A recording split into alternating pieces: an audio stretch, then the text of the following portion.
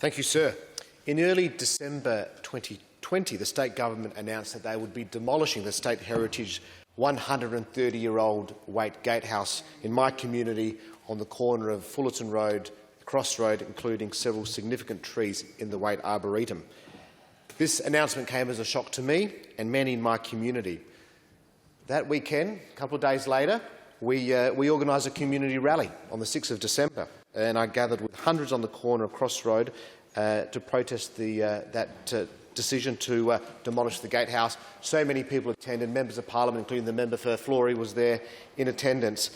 Many local groups and organisations took an immediate stance against the demolition of this state heritage listed building, including the Protect Our Heritage SA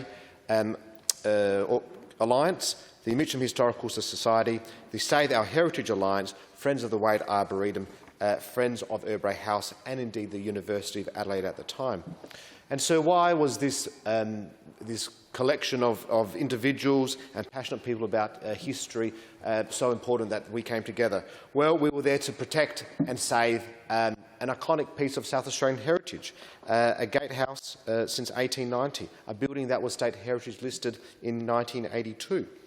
And it was discovered that, if demolished, the gatehouse would be the first state heritage listed building destroyed since the conception of the State Heritage Register 4 decades ago in the 1980s. Demolishing the gatehouse would be one very significant step in destroying the integrity of the state heritage listing in South Australia, and of course it would be destroying Peter Waite's legacy. And the legacy of Peter Waite to the people of South Australia and his bequest is quite phenomenal. As the member for Waite, it has been my responsibility to represent the concerns of my community. After speaking at the initial rally, I was able to work with the Public Works Committee of this Parliament, asking them to receive evidence from engineering company Mammoth Movers, who were quoted to move the gatehouse, and as such they did. This played an important role, in my view, in the government pursuing full and proper quotes to seek not the destruction of the gatehouse, but for alternative purposes for it and for its move. We continue to pressure the government to change their position, with many features on radio, television and in the press. The petition that we initiated and I presented today, with over 8,741 signatures being presented to this Parliament to protect that building and to stop it from its demolition, was a key part of that press, television and radio campaign. And I've spoken out in this place on numerous accounts to preserve heritage and to protect our environment. And in an interesting turn of events, the state government announced some months ago that they would offer the University of Adelaide $4 million to relocate the gatehouse. And to many, this was very much seen by the community as the government trying to handball their decision-making in regards to the gatehouse to the university. And over the last couple of months, for those following the debate, there has been pressure, toing and froing, meetings, discussions between the university, the government, members of our community.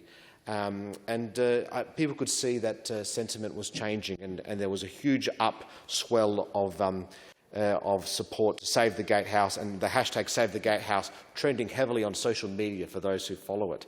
There's been an online petition which over 17,000 people have signed, and there was a second rally held with over 1,000 people attending that rally, which I think is, in these day and age, certainly an important milestone and measure, especially in relation to heritage matters.